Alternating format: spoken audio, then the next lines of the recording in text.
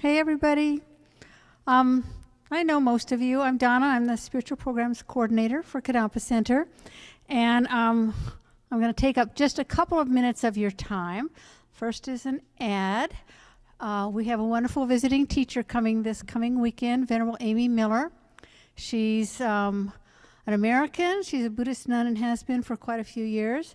And she's going to be teaching a workshop starting Friday evening and going through Sunday afternoon called Making Friends with Death. And since we're all going to go there, we might as well enjoy the ride. And so she's going to give us some tips on how to do that.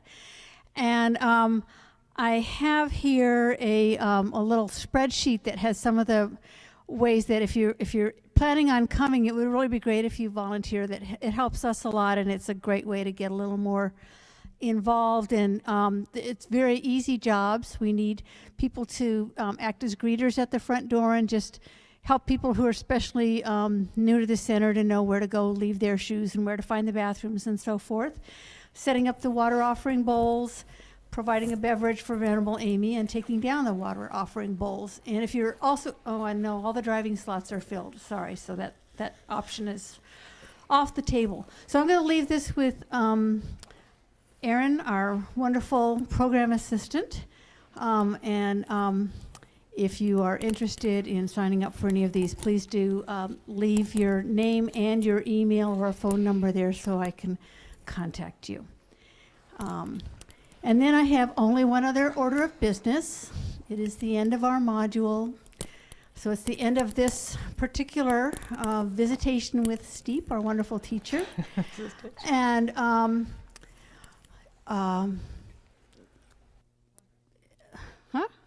no, not fund. Well, although yes, we always welcome donations because all of our classes are offered on a donation basis. So that's really wonderful. But I'm actually here not to talk about your practice of generosity, but actually to talk about Kadampa Center's practice of generosity.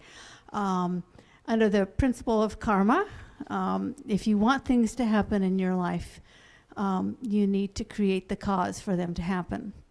And in this place, one of the things that we think is most valuable and most important and that we want to always have continue to happen is to have the teachings and to have really wonderful high-quality teachers like Stephanie here providing them. So our small way of trying to help make that happen and continue to happen is we have a little offering for Steep. So on behalf of the Kadampa Center.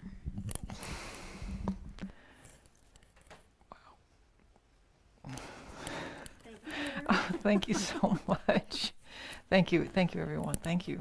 Wow. I like to surprise you with that. Yes, I'm like. So I'll just leave this here, Erin? Yes. Okay. Good night, everyone. Have a good time. Okay. Good night. And the students like to individually thank our teachers here for this class in particular as well. And so we have a card going around, and I have stopped trying to get everybody to sign it and surprise you at the beginning of the class. So Guillermo has it now, and we'll make sure if you want to sign this card and say thank you to Steep individually, you make sure you find that card. So thank you from us individually. Thank you from the center. And, we are the center. We know that. We are, but we really appreciate people that prepare for class and lead us like that. All right, so I have a few things as well. So last week I mentioned that we have 3 weeks off before our next session and what to do for those 3 weeks. Those of us who stayed after kind of thought it would be nice to do something a little informal, maybe not at the center. So if you're interested in doing that, come to the little group afterwards and chat with us about meeting up somewhere on those Mondays that we don't have class here. Now, if that group gets very big, we might say, we're coming back to the center. So the way to find out about that would just be to check your email or check the calendar. Right now, there's nothing planned for those 3 weeks here at the center. So organically, something might happen. If something gets officially organized, it'll be on the calendar. But please, we welcome everybody. We want to be inclusive. We just don't have a completely solid plan yet, if that makes sense. Oh, also for our after class group, I said I'd bring a chart of how the 12 links operate over 2 to 3 lifetimes. I brought the chart, so fun stuff. It's going to be happening after class. I also have a completion card for this class, which I copy and pasted and forgot to change the title. So it's Discovering Buddhism. This is the 9th module. It's supposed to say Samsara and Nirvana. So you're going to have to cross off daily practice, which was the last one, and write Samsara and Nirvana on there. And then you can check off if you did all these items. So every single module that we do has 5 components. I double checked on the affiliate site and everything. Doesn't matter if it's here in the center or online. There are going to be teachings, which we're getting here, which is so lovely because they can be adapted to our questions and we get to have our little community. And some people really only have access to this online. And then the readings, which are the PDFs and the books, that's pretty standard. And then whatever our homework is, you know, if it's like sit down and meditate for 10 minutes every day, or if it's look into your life and find things, the buttons, and, you know, make sure you're addressing those and finding real world applications, do your homework. There's a test, like an official test, so the FPMT can kind of standardize. We all know the same things, and so that's online. And if you have any questions about that, just let me know. And the 5th thing is an intensive practice day, which I mentioned last week. Or just let's call it a practice day. Intensive sounds like intense. But we are going to be doing one of these on Saturday, February 17th. Focusing on some of the meditations that we've been doing in this class in particular. So it's kind of interesting because we did the first 2 modules at the end of last year, and then the 3rd module from last year is Presenting the Path. Well, those meditations, their first days on renunciation, which come back around to the meditations that you do for this class. So I'd be happy to, there's information online about the kind of meditations that we'll be doing on that day. But kind of a little bit more standard Lamrim meditations. I think that's all I have to say about that. But fill out your completion card. If you do the first 3 parts of it, if you come to class, if you do the homework, if you do your reading, you get a beautiful little certificate from Kadampa Center. And then those kind of big things, the test and the whole practice day, you can save that for later. That's your FPMT qualification. So you can save that or keep working on it. Make a note. Like Steve has said before, you never know. At some point you might finish. You never know. Geshe used to always say, because I used to really resist all the tests he had us do and all these things, and he'd say, you never know, one day you may be teaching some of this to somebody in any kind of format, just answering questions or sitting up here. And to be able to sit up here, then you have to have done like a certain number of mantras and all these things. I didn't set out with the intention to get any certificate to sit up here, but I was doing these things anyway. Geshe would tell me, because I'd ask him for a practice, and he'd say, okay, do this many mantras of this. Do this many prostrations, do this, do this. And so I was just accumulating these things while FPMT was developing this. And so it all just kind of came together. So the certificate, the information that she's talking about is a way for you to keep track. You may not have any intention right now of where it's going, but keep track of everything you've done because you've put in a lot of time. You've read things, and then you might look back and go, and I would like to try doing some mantras. So you just never know where it's leading. You might as well keep count of it. Right, and you're doing those mantras for a purpose, for your own development, the same way that hopefully this day of meditations that we have are, helping you gain some awareness or some insight or some wish to be out of samsara. That's the point of it. The point is not to check the boxes, but why not check the boxes just in case? Right. So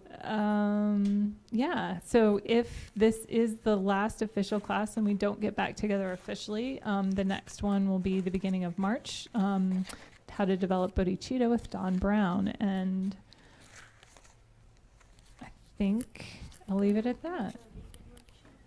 The weekend workshop with Venerable Amy. So Donna did mention that. Donna was up here. So this Friday is Venerable Amy is visiting, and it's called a weekend workshop. It's ideal to come to start Friday night and go all the way through.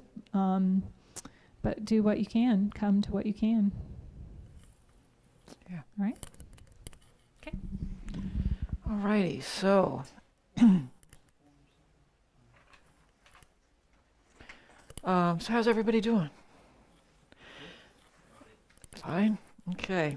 I am not sick, but I'm just feeling tired, and everybody needs more rest right now. So we're going to have a nice, relaxing end of class. It does involve a test, but don't panic.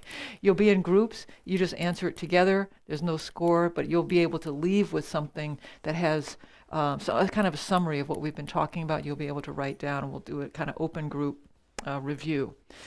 But let's start off with a little meditation. So get into a comfortable position. We got to just center ourselves, our minds, and let all the whole day roll off of us. And again, if you're in the chair, make sure your feet are flat on the floor, facing forward. Your back is straight.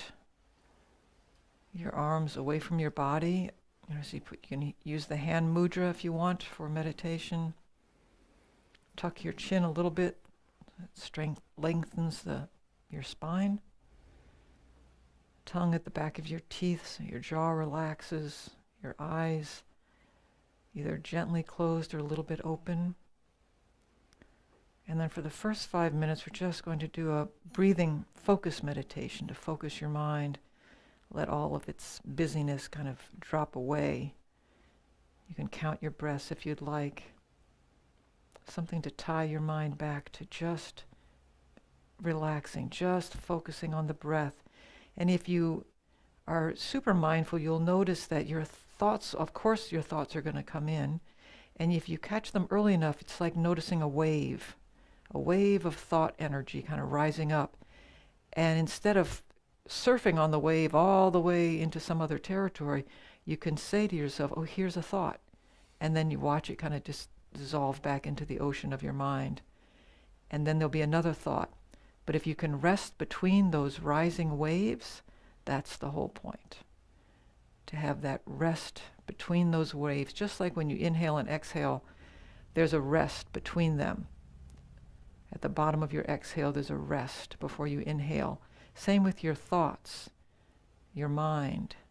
And if you can rest between the rising, and if you can not follow your thoughts all over the place, then you've put a bridle on that, or you have a little more awareness, and you can get some peace of mind in between all of that thinking.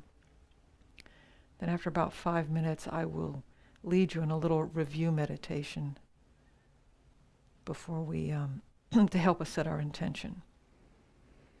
So go ahead and start counting your breaths from 1 to 5 or 1 to 10, whatever's better for you.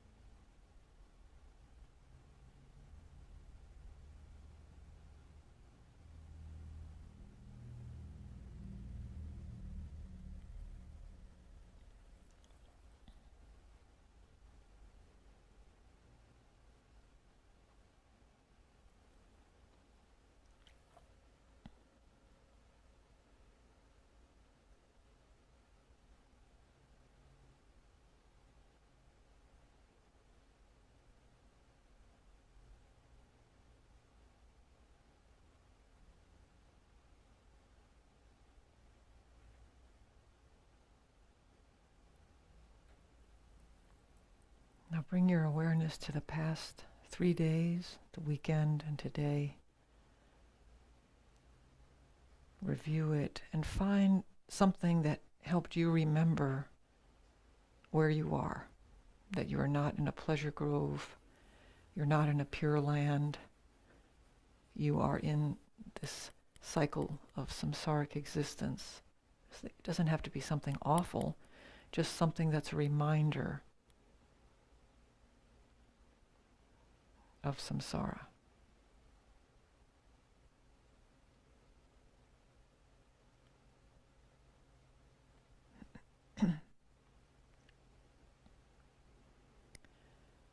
And take a minute to think about something that reminds you that you have the ability to escape samsara, to build your own escape route. Something that reminds you of the power that you have to develop a way out. Could be something that happened, or something that you thought about, or something that you can think about. But a reminder of your ability.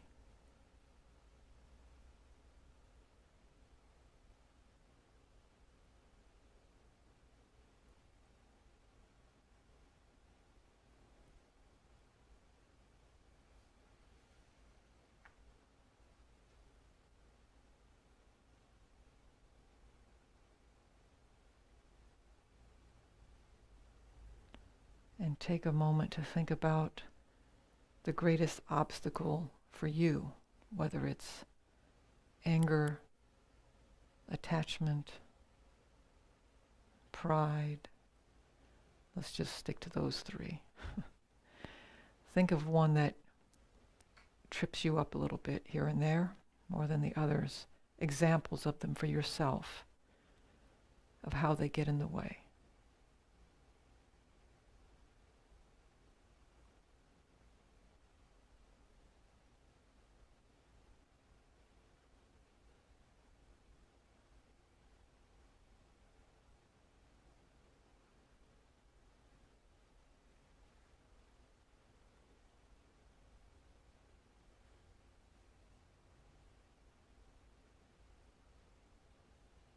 And see if you can also imagine what it would be like if these were less, if you were able to reduce these or eliminate these in your life. Think of a concrete example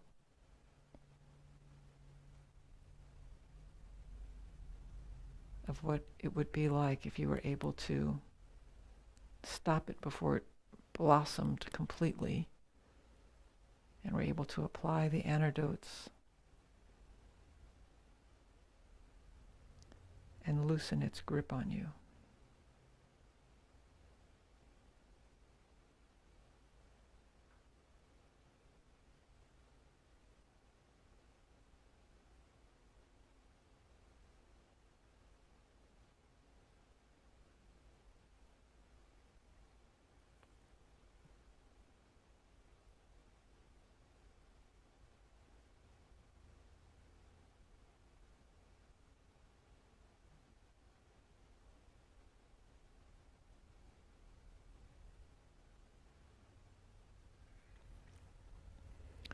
And then set your motivation for today's class, that we're coming together to talk about this topic so that we can eliminate our afflicted mind states, so that we can start to build our escape route from this cyclic existence, so that we can find the way out for everyone else, for ourselves and everyone else. And then turn to page 34, and we'll say the refuge in generated bodhicitta prayer with that motivation. We'll say it 3 times, and each time trying to expand the motivation. So the first time we say it, we're saying it with the wish. You'll see it, it's this, because you're developing bodhicitta through this. So, but the first time we're really thinking of, okay, we're going to be taking lives again and again, and therefore I go for refuge until I'm enlightened. Everybody. To the Buddha, the Dharma, and the Supreme Assembly. By my practice of giving and other perfections, may I become a Buddha for the benefit of all beings, sentient beings. And now this time, thinking of the wish to get out of this cyclic existence. We are taking refuge in order to help us get out and escape cyclic existence and achieve nirvana. I go for refuge until I'm enlightened. To the Buddha, the Dharma, and the Supreme Assembly. By my practice of giving and other perfections, may I become a Buddha to benefit all sentient beings.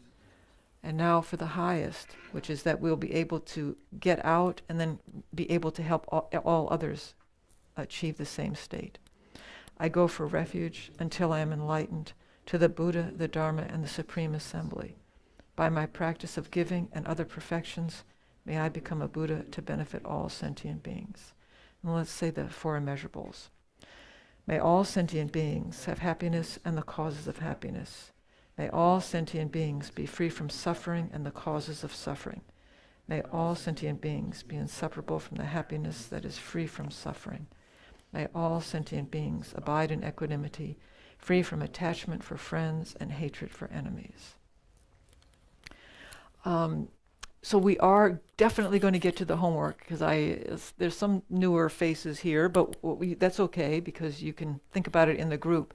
But the first thing I want to do is show this video, because I left something in the car that I need to pass out to you all.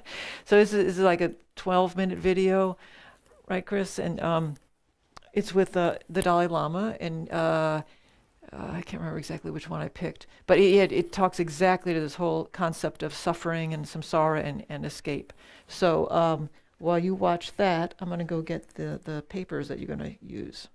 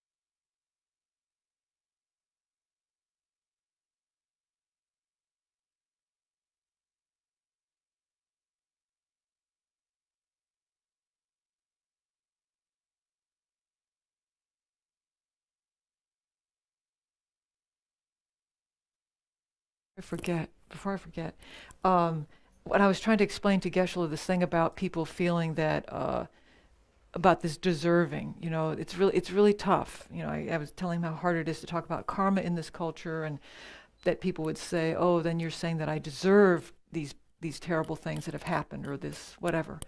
And he just had never thought about it like that, because that's not really the right way to think about it. And he said, "No, well, you tell everybody who's saying that no, they deserve enlightenment. That's the whole point." And it's just like what I said last week about you have to know when to use the right tool. When are you going to use the tool of karma? When are you going to use the tool of looking at suffering? When are you going to use the tool of the antidotes that we talked about last week? When are we going to use the tool of rejoicing? You're the one living your life, and you have to know which tool is right at which time.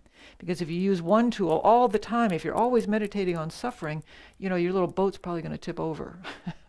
So you have to know how to get the right balance. And if you're, remember that video we watched last week where it was showing kind of why this is the perfect realm in order to work on all of our processes and be liberated. So remember that, because we're going to talk about that a little bit. So what I have here, there's nothing on it. It doesn't say test. I'm not going to pick it up. It's for you to take home. But we're going to get in small groups so that you can answer these together as a group, or you can do it by yourself. It's completely up to you. Yeah, they're pretty self-explanatory. Towards the end, you don't have to talk about this in your group if you don't want to, but the last one says, list one of the afflicted mind states that you are most aware of being an obstacle for you, and how will you apply its antidote? Give concrete examples. So, write that for yourself, so that then, in 3 months from now or a year from now, you look at that and you go, oh, that one's changed now. Now it's a different one I'm working on. But I find it super helpful. Like, I look back at all these tests that Geshe gave me, and first of all, I'm impressed that I knew those things then. I'm like, wow. And it also is just a really handy-dandy thing to pick up and remind myself, because it's a lot to look at, a lot to try to remember, all these different lists. Okay, so I think I have enough for everybody. Don't fight.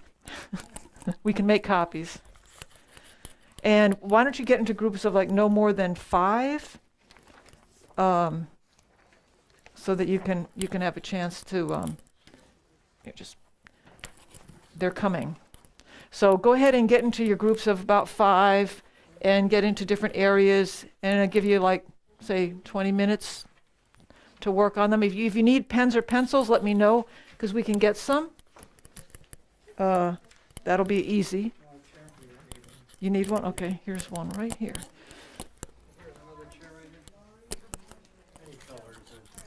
Yeah, right. Yeah, I think that was a pencil. Let me get a pen for you. Okay. I think Aaron's going out to get some. You need one too? No, you got one. Okay, here's an extra. Okay, so make sure you're in a group of 5 if you'd like to discuss this.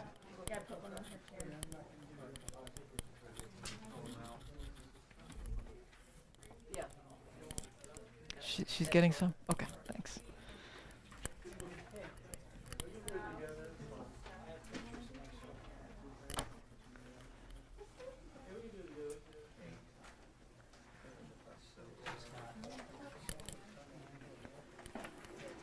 Okay, so here's a group, right? Yep. Just pull up a chair and introduce yourselves. It can be fun to commiserate with.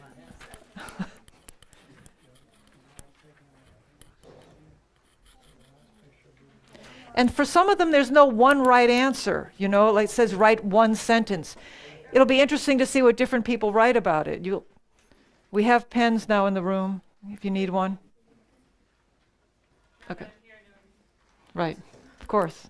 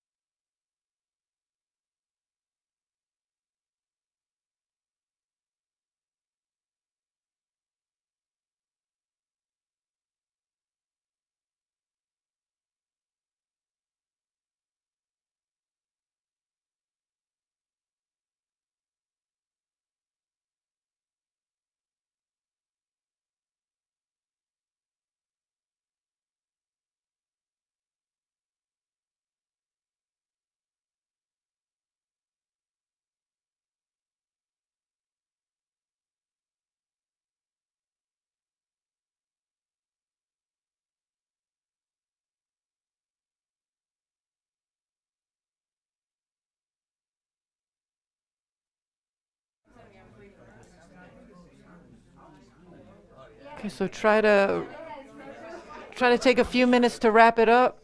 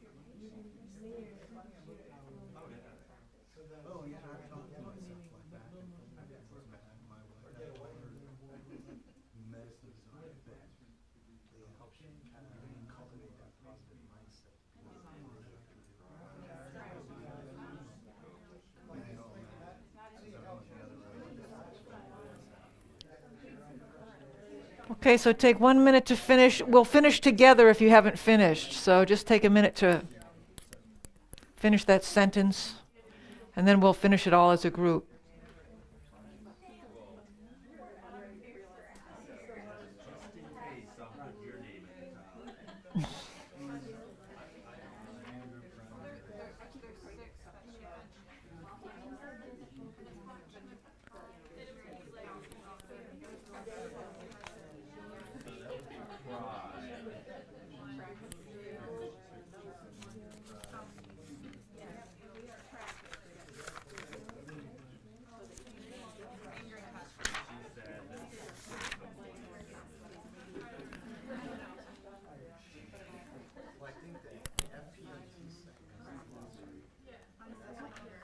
Okay, is everybody ready?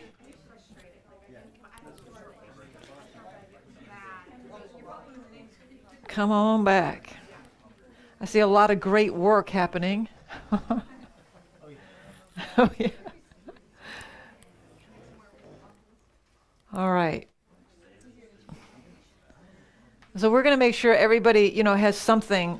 We'll kind of come to a consensus on what you need to have here. Some of them are lots of different ways that you could define some of these things. but at least we have to make sure we all have a common understanding. All right, so identify renunciation. I heard a lot I heard a lot going on, so I think you all have renunciation. Any questions about that?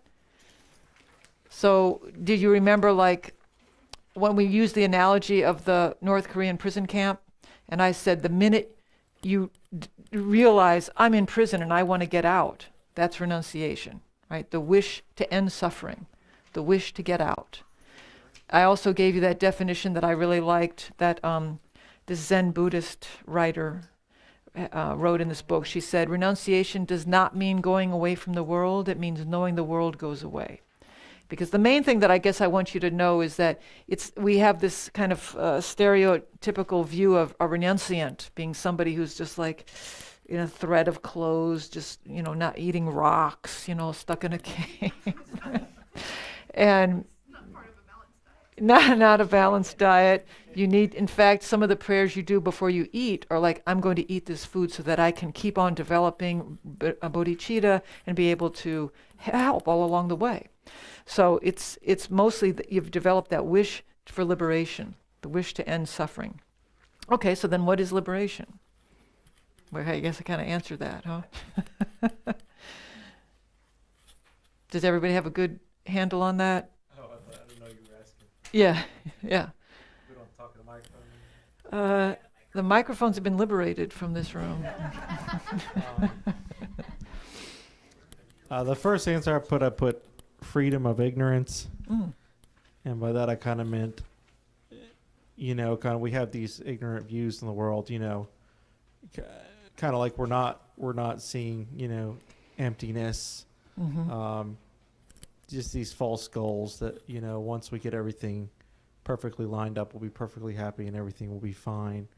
That these bad people are just bad and that's why they're bothering me. I'm not looking any deeper than that. And I think, in a way, liberation would be from freedom from that ignorance. And then the other answer that I have here is something someone from my group said, which was realization and liberation are simultaneous, which I thought was interesting as well. So, Okay. Realization and liberation are simultaneous. So what I would add to that is, in this context, liberation is you're liberated from the prison camp. You're liberated from that endless cycle of samsara. And so it takes liberation from the afflicted aggregates. Ignorance is a huge one because it's what we don't know. It's what we don't know. And it's because of ignorance that we keep on ending up in this cycle of existence. Yeah.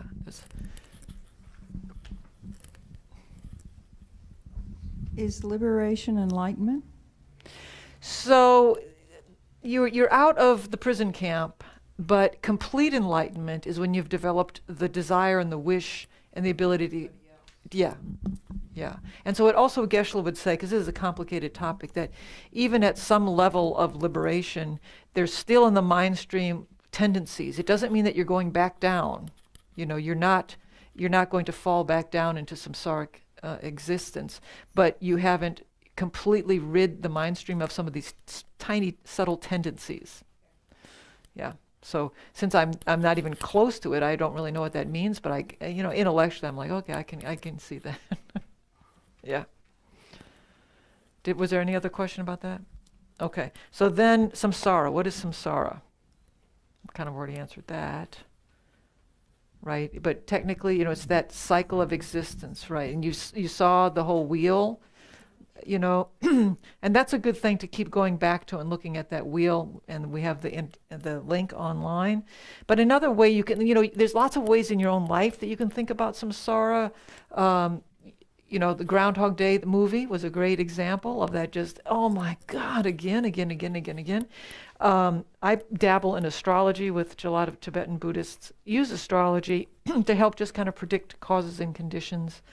So one of the things I found interesting in astrology is that each sign, the problems of each sign, the answer to the problems of each sign is found in the next sign. But that just goes all the way around. all the way around. There's never a complete answer. It's like, okay, the problems for an Aries are solved with Taurus, but you just keep going, it just keeps going, it just keeps going. So you can find lots of examples like that in your own life of something that just goes like this and there's no way out. Arguments are often like that. Since I mediate arguments all day long, I can tell you that they have this way of just going around and around until somebody else helps you see something outside of that circle. Okay. All right, list the Four Noble Truths. And then there's little nicknames you can give to each of them too. But the first noble truth is a noble truth of suffering, the truth of suffering, yeah. The second noble truth, the causes of suffering. The third noble truth, the cessation of suffering.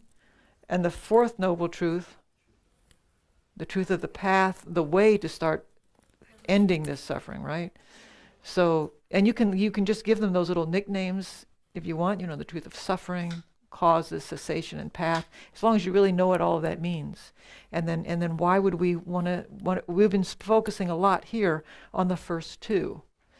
But also, if you go deeper into this, like I was talking to Geshe-la, so the Four Noble Truths, we could talk for years about the Four Noble Truths. And actually, everything in Buddhism really goes back to them. And I was telling Geshe-la, we're talking about the Four Noble Truths in this very kind of coarse, obvious way, the truth of suffering. Then there's a whole other teaching, which we haven't even, gotten close to, which is the more subtle way of looking at the Four Noble Truths, which involves emptiness then. The same truths, but looking at it more from the truth of suffering, and then you're weaving in emptiness into all of these things. And it gets to the different kind of schools of Buddhism and how they're approaching all of these things. So I'm just saying all this so that it's super complicated. We have got this little space here, so you'd write those four down. But don't stop. Don't stop, because there's a lot to it. There's a lot to it. And the more you ask Geshe-la, you could ask Geshe-la, would you teach us about the more subtle teachings on the Four Noble Truths? He's waiting for us to ask him. If we ask him, we would like a weekend teaching on patience. Okay, he'll do that. If we say we would like to have a teaching on the Four Noble Truths, then he will, he'll take that into consideration and try to talk to Donna and book a weekend. So I say that to you all as a class, but I also say individually. He is here. He studied his whole life so that he could answer your questions, as simple as they may be or as complex as they may be. And I set his calendar. So all you have to do is send me an email and say, I'd really like to meet up with Geshe-la. And he either stay on a Sunday afterwards and talk to you, or, you can set up a time. You may ask him, this is where I am in my practice. What do you think I should do next? What should I meditate on? What should I do? What do you think? If you're ready for his answer, he may say, well, you need to meditate more on that, or how about some mantras? He's not going to give you anything that you're going to fail at, unless, he's not going to set you up for failure. But anyway, I'm just encouraging you, anyone, to ever take advantage of the time that he's here, because he does spend quite a bit of the year traveling. And it's usually right before he travels that I get all these emails saying, I have to talk to Geshe-la. So take advantage of the fact that he's here right now. If you want to set up a time and talk to him about your practice, that's music to his ears. He's not going to ask you. He's waiting for you to ask him. And the other thing, thanking me, you should thank him, because I was such a pest that I learned some of these things, and I can give you these examples that are more concrete, because I just bothered him a lot. And so it's to him, it's worth his lifetime of practice that he sees that, okay, I spent all this time answering her questions, and now she's able to turn around and do, help a little bit here and there. So, all right, next question. Describe how an understanding of the Four Noble Truths can affect one's daily life and bring about the attainment of nirvana and Buddhahood. Just a simple question. Well, what's a short answer? Anybody have a short answer they want to share? Just so we make sure we're all on the same page. Kevin's got the mic. Kevin's got an answer. Yeah, there's a hand up. Because we've been talking a lot about the first two. I keep going to, good motivation for practice and purification and for positive actions, because, and for kind of changing how we look at things by recognizing that we're in suffering.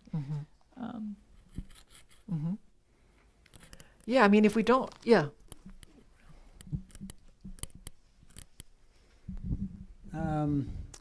I just said we are all suffering. We all want to be happy. So, like, making my goal to relieve others' suffering would help me on my own path to liberation. yeah. Yeah, and there's a hand up back there. One of the things that's happened to me in understanding suffering is that when people are behaving in a negative way, I don't have to feel attacked by their behavior. I'm much more able now to see their suffering and that they are responding from their own suffering, and that it isn't personal, even though it feels like you're being threatened. And that has really transformed the way I move through the day, because there's a lot of nasty stuff going on out there, and when you can kind of diffuse it, it's pretty powerful in terms of how you can relate to that person and diffuse some of their interactions with you because of that. Right, thank you. Well, and to recognize that it's welling up and you don't have to own it. You know, it's coming up there. You know, like I think in some of the readings we were talking about last week, one of the questions was, you know, somebody's doing something. What's your part in this? What are you contributing? How are you thinking about it that's contributing or playing into this or not playing into this? But, you know, somebody's acting like a jerk on the highway. What's your part in this? Are you speeding up a little bit? Are you getting angry? You know, what's going on for you? That's the part that you can work on. And the other thing that I think about meditating on suffering that helps is that's what develops our compassion. And we cannot really get free of this cycle without developing huge compassion. So understanding how we're stuck, you know, really gives us compassion for everybody else. Like that example I told you when that woman at the assisted living said, you know, we're all here for a reason. And those of us who know it turn around and help somebody else. So knowing this is the reason here's my reasons why I'm here. Now I know everybody else is here. I'm going to try to help somebody. And there was something else. Oh, like a friend of mine, her husband just was in complete denial that he had diabetes most of their life together. And now, you know, he is legally blind and he's got all these problems. And it was just that denial, like I don't have that. And so then meditating on what we do have, you know, of course we don't want to have these things. That's why if it was just the First Noble Truth, we would be really miserable. But knowing that, okay, there's a way out. So first I have to look at what do I have? And that's another example they use a lot, like understanding that you have an illness, because there is medicine and there is a doctor. So the medicine is the Dharma and the doctor are the teachers. And I am the patient. But if we don't think we have any illness, then we're just going to pass all that by. We're just going to miss our chance completely. So, and because we're in such a beautiful setting, it requires having to kind of go back time and time again and say, yeah, okay, this isn't going to really help me get liberated. Yeah. One thing that is not mentioned a lot is how your own actions contribute to others' suffering and their own cyclic, they're perpetuating their own cyclic existence. How your actions feed into that?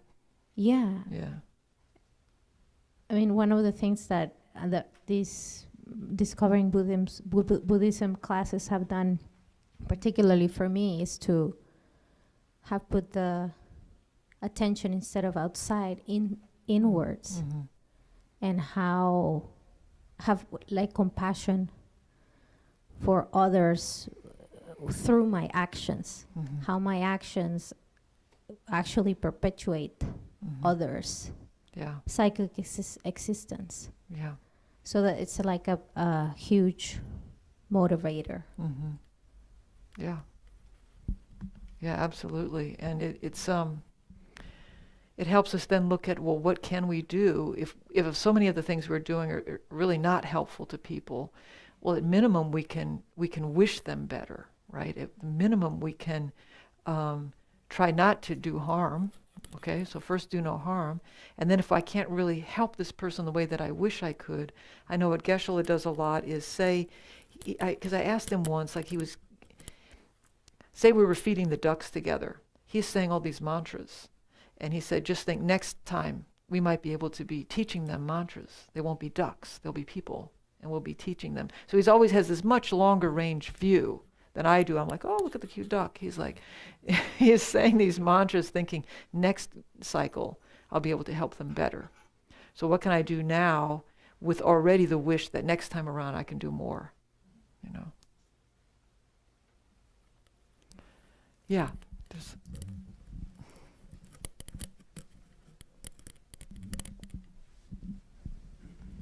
I think for the daily life one, thinking about the Four Noble Truths also kind of helps you take stock of what your habits are, which can go a long way in kind of discovering, kind of being a compass for where you are in your practice. Yeah. What things are you not mindful enough about that you're doing because they're a habit? My little key phrase for people who know the reference was, the cake is a lie. And because your daily life is built up of many of your own habits, understanding what are the things that will happen because of indulging in those habits, and where that places you within your own practice, and what you can do about it. Yeah. Like, what things do I really need to apply an antidote for? Right. And when can you interrupt the things that have just become kind of autopilot, you know? And so like I told you all that time that I was in the airport, and I thought, wait a minute, this is one of those times that Geshe-la said to think something different. So finding, reminding yourself, like having a little thing on your phone that just goes off every once in a while so that you can, even at that moment, try to set your motivation. Don't just wait until DB class to set your motivation. Throughout the day, check your motivation and try to set it. Even just doing it once in a while is huge. I used to try to kind of keep track of things like that. I used to just mark little dots on my hand, if I was thinking the way I wanted to be thinking, and trying to correct things. But because we get into huge habits. That's the whole point. That we've carrying over these habits are like a tidal wave, and anything that we can do now to kind of shift that a little bit is huge. It's huge. But we'll need to, keep cheering ourselves on, because it's and I mean, to me, that's what this is all about, is coming in and kind of checking in and tweaking it. And I know for me, part of my problem was I wasn't including myself. I was being so, taking care of all these other people over here. I think I was twisting some of it somehow. And then Geshe-la said, you're not including yourself. When you're saying the four immeasurable prayers, may all beings, because that also includes you. So you also have to take care of yourself primarily so that you can do all these other things. And I was just thinking I was being very good by doing all of this, but I wasn't including myself. It took me a while to see how I had twisted some of it and needed to get back to, okay, what do I need? I need to also include what I need here. I don't need to ignore that. It's tricky. I was actually practicing that today. Okay, you were practicing that today? Yeah. Yeah, we have to remember that. Too much of doing things, and then you're not done anything to move forward, because everybody wants your time. Yeah. Yeah. Everybody wants your time. So, so that's when we talk about the two wings of wisdom and compassion. And so, people who are very, very compassionate but not showing a whole lot of wisdom, and so then get taken advantage of.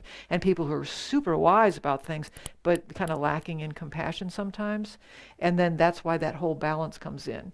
And that a bodhisattva would be able to know, is this a time to be super compassionate in this way and selfless, or to balance it more. In the meantime, we try. We try. I was thinking that too, because when you're teaching bodhisattva, Uh-huh. I think there is a tendency for the people falling into the when if, when you're teaching bodhisattva, right? Mhm. The practice can make you become always be there for Mhm. people, and then you can also be very vulnerable. Right. You can be vulnerable. You can get into a lot of codependency. Yeah. You can actually not be helpful. You can actually continue somebody's problem, though your intention is good, your motivation is good. So we just have to do what we can, and know that we're not there yet. But if we're constantly looking at our intention and our motivation, that's the best start. So my intention is to help, but maybe this is not the best thing to do. Maybe it's just continuing somebody's suffering. Okay, so let's talk about the three main categories of suffering, just because that was something that we covered, and I want to make sure at least people have those three down. So remember the suffering of suffering. Remember that? Just the obvious, like the flu, standing in the line at work, whatever is just the obvious suffering that even animals understand. It doesn't always have to be physical. It can certainly be mental. But the suffering of suffering, and then the suffering of change. So you've walked a long time, you're really ready to sit down, you sit, now you're being forced to sit forever. Now that turns into suffering. That nothing pleasant ever stays that way. It will shift into suffering. And then all-pervasive suffering, which is the fact that because we have these aggregates, this body, all the things that come together to form us, that is the very vessel of our suffering. It's also the vessel for our liberation, but it's also the thing that's holding all these things we call suffering. So I think we've talked about the other one. How does the meditation on suffering impact one's daily life in a positive way? To me, it's also remembering that if you're going to meditate on the fact that you're in prison, you've got to meditate on the fact that there's release from the prison.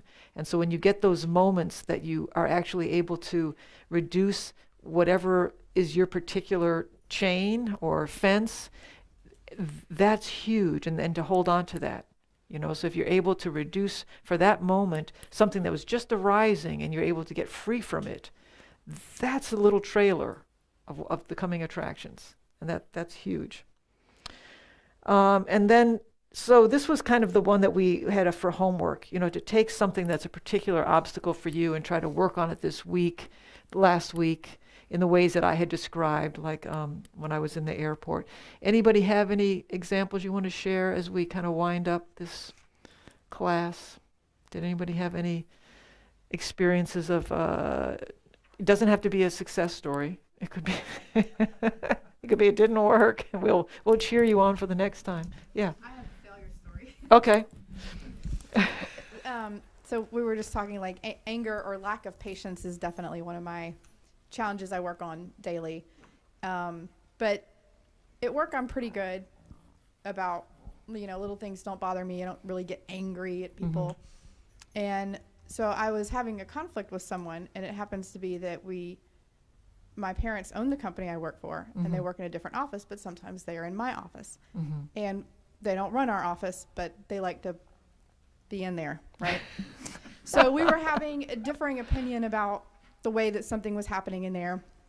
And I was really cool and calm about it because kind of like what she was saying, like I knew that she felt like she didn't have control over something she had control over before, and that made her uncomfortable, and I was cool with that and trying to work through it. So I was, staying really cool, and she wasn't even listening to me. And, I would get 2 syllables in, and her mouth was already open, and she was, ready to react back to what I was saying before I said it. And I said, "You're kind of reacting back before I've even said anything. Mm-hmm. You're obviously angry, and I get it. So I don't think we're going to solve anything right here. Maybe you can just go back, and when I'm not making you angry, you can think about it, and then we can have a more productive conversation." Mm-hmm. And it totally backfired on me. She was like, don't talk to me like that. And I was like, I'm just trying to solve a problem. So I did try, and that one backfired. But usually, and it goes a little bit better than that. Yeah. Was this your mother? Yes. Yes. Okay. Well, this is like going to the Super Bowl. I think that's a huge challenging one. How did you feel at the end of all of that? I just laughed and shrugged, and I was like, that was all I knew to do. I mean, I Okay. tried, and I just figured, and I know her. She'd go back and she'll think about it. Right. It was just by me actively saying, you'll probably go back and think about this. She didn't like that, which introduced a different type of suffering. So I just stopped and said, okay, we'll just talk about it later when you're ready. So I guess I would say that's not such a big failure, because if you're saying that you didn't lose your patience. No, I didn't. Yeah. So we can't be it'd be nice if nobody else lost their patience too, but the main goal was for you and your mind state. Oh yeah, well Then you succeeded. one for me. Yes, one for you. Thank you for telling us that one. But yeah, no, I think that's a success, because you were trying something so that you would not get angry, and you didn't, to be able to kind of stand outside of it and see what's happening, that's huge and super challenging. Wow, work and parents. Yeah. Did you have one, Kevin? Oh, but I had an epic fail like that. Usually I use driving, because I commute half hour, 45 minutes, and I was doing an errand, helped my daughter out with some science fair, and that went good, and I was in a great mood and pre-coffee really kicking in, and someone came up behind me, cut me off, and I'm from up north and use a horn liberally, but just they laid on the horn, and I usually, if you're prepared for it or you're in that mindset, but I was not prepared and went from 0 to 60. I got angry. Yeah. I haven't been like that in a while, and it's those moments when you don't expect it. Right. Because if you can slowly recognize it, see it rising, Right. and apply your antidote, take a breath and push it aside. But Yeah. it's amazing how even if you think you got that down, that Yeah. I know. It can flare up really, really quickly. Yeah, you're right. If you can see it coming, like sometimes when I'm driving and I know, okay, this is going to be difficult, I just pretend like I'm on drugs or something, like I had to have a colonoscopy and they gave me these incredible drugs, and like for the whole day I was like, everything is fine. And so now I try to like pretend like, okay, I'm like that again, everything is great. I don't care. And sometimes it helps. But yeah, it's when you're not preparing. It's like, "Rrr." Yeah.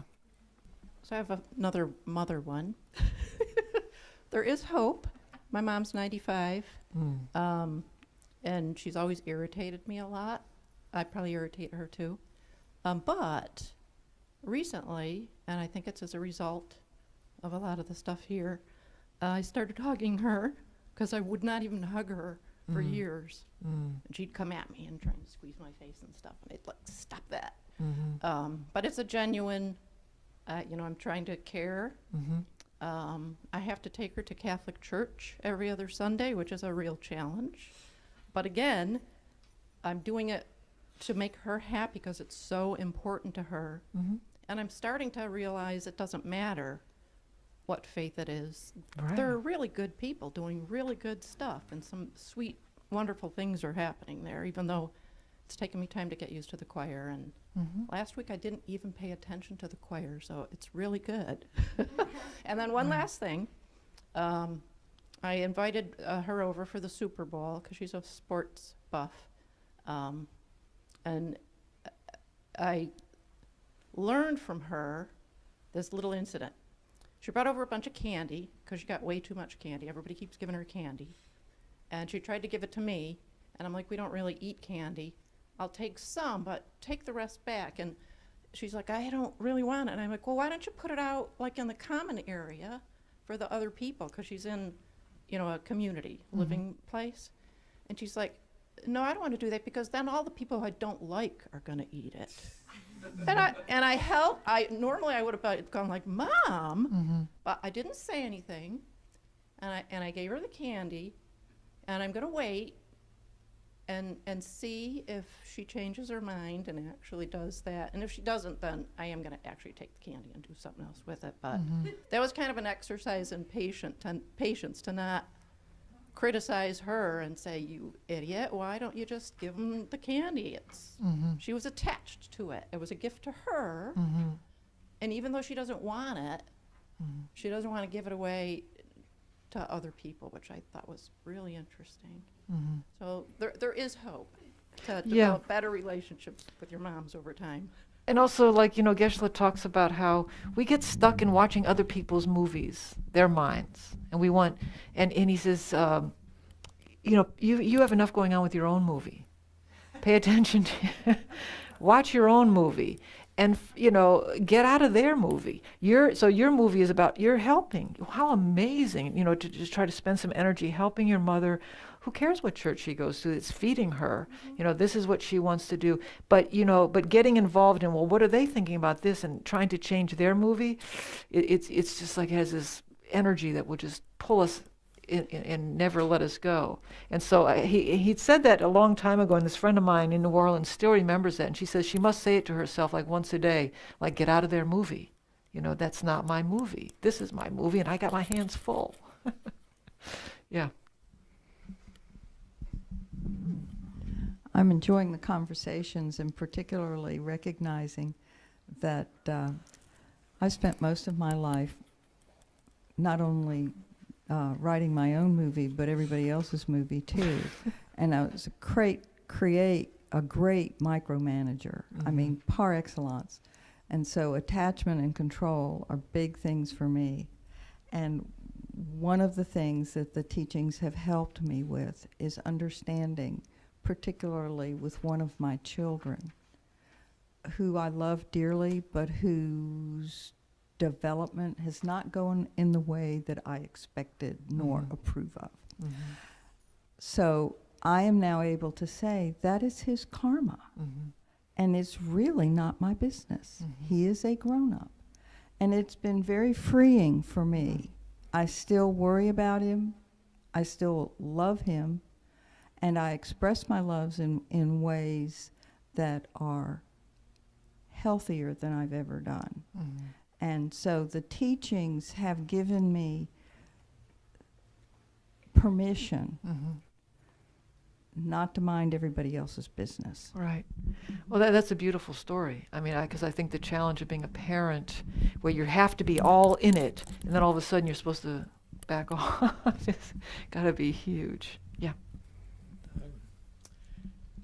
Another way to look at the thing that happened, no? Because sometimes we disconnect from ourselves, and we think that other people's actions are independent of ourselves. No? Another way to look at the things is that we are creating the things from where we need to learn. Right. Now, let's see, you face the situations and say, I created. Or why I created, because some things that I did before are just showing up. So if I look at these situations with these thing, it's like a mirror, no? And I could see myself in the mirror or another people and say, hey, wait a minute, what I need to change in myself in order that these things end to happen, no? And certain point is like we are living our own world, no? You want to change the world, you need to change yourself first. And the way you change it is the way the world is going to show up, no? Yeah, and when that kind of thinking helps, when that's the right tool, it might be the right tool for you more than it's for somebody else. But then no one to apply that. When will that help? It's kind of similar to that, but it also relates to the traffic that this woman had this great exercise where you imagine that you're canoeing down this river. You're in this boat, you're in this canoe going down this river, and there's this other boat coming right towards you. And so, first of all, you get into this meditative state to do this. And so you kind of notice like what's going on in your body as you see this boat coming towards you, and you're trying to get it to stop, and it's coming closer and closer to you, and it's going to hit your canoe, and you're getting really scared and furious that this other boat is headed right at you and is going to hit you and is going to turn you over and so on and so forth. And then you see at the very last minute, there's nobody in the boat. The boat's empty. It's still going to hit you. But your whole thinking changes, because before you're angry at this person, you have this whole story going on about how could this person do this to you, right? And then at the end, you're like, oh, there's nobody in there. If you could, from the beginning, this is what I try to do with cars, if I could kind of see them as just floating objects on the road that I have to pay super close attention to so that I don't get hit, but take the story out of like, oh, this jerk, and I come up with a whole story about what's going on. Why don't I come up with that story? Why didn't I come up with a different story? But I come up with really worst case scenario stories. Instead, if I just saw them empty of people and they're just obstacles that I have to do like a video game, then I might still get angry, but I don't think it would be quite as intense. And so there's things that we can do like that to still do what we have got to do to get through the day without having all the story, without getting to everybody's movies, without all the extra stuff that we lay on top of it, like you were saying it with your son, that we can still relate and be as wise as we can be, but not have this extra layer. That's the whole point. When you start to pull off that extra layer, then we can act with more wisdom and with compassion. And so it's, one step at a time, and we have to be really kind to ourselves. And it's helpful if you keep like little notes in a diary, because you'll think, I have made no progress. I've been studying this, I've been meditating, I've been making no progress, but you have. That's why I wanted you to write some stuff down, and you will. I remember in the beginning, I could not sit and meditate for 5 minutes. It was just freaking me out. I mean, I tried forever. I would just fall asleep. It was just like, how come I can't fall asleep at night, but I can meditate and I'm out? And it took me a long, long, long time. And I even just would stand up so that I could have some success, because my motto when I'm working with people in my job is that nothing's going to change until you have some success. So make sure you have some success. Don't start with the hardest thing. Make sure you have some success. So I would stand up and I would just stand there. I think, well, okay, I can't sit and meditate. I'm going to stand and meditate for 2 minutes.